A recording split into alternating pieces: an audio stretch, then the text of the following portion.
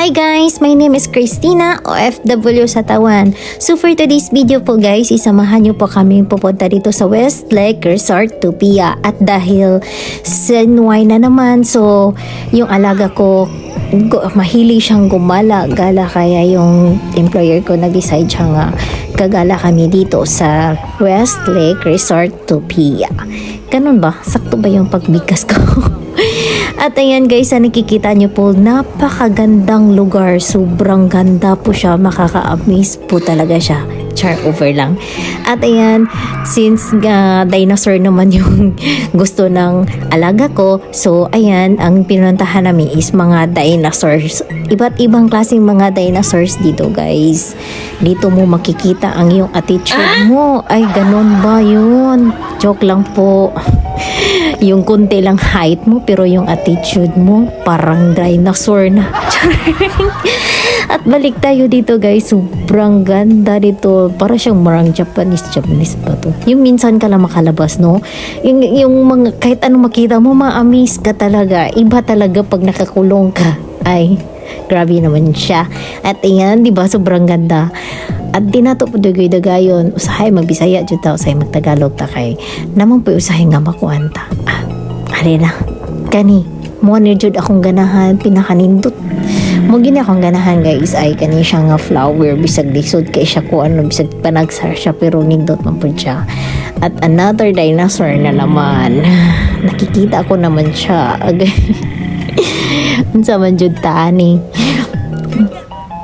Hangak madaling magkuan ta, uy ka na mag-voice over tagpiting taasa. At ayan guys, sa mga OFW dyan dito sa Taiwan, sa palak nga gumala, at hindi alam kung saan gumala. Kung gusto niyo namang magnood ng dinosaur, pwede kayo dito, pero hindi lang po lahat dinosaur dito ha. Meron din dito mga flowers na nakita niyo po. At ayan, sobrang dami po din dito. Yung pinuntahan lang kasi namin, yung mga pangbata lang po. Pwede siya pangbata, pwede din pang adult.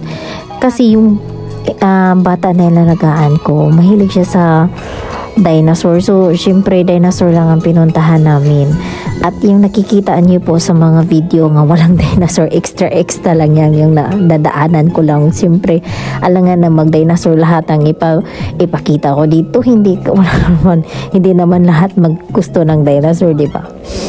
At ayan guys, kung gusto niyo pumunta dito, pwede po kayong magdala ng food. At pwede rin po kayong bumili dito, may food naman dito. At sana panoorin ito hanggang sa dulo guys, para malaman niyo kung gaano kaganda dito.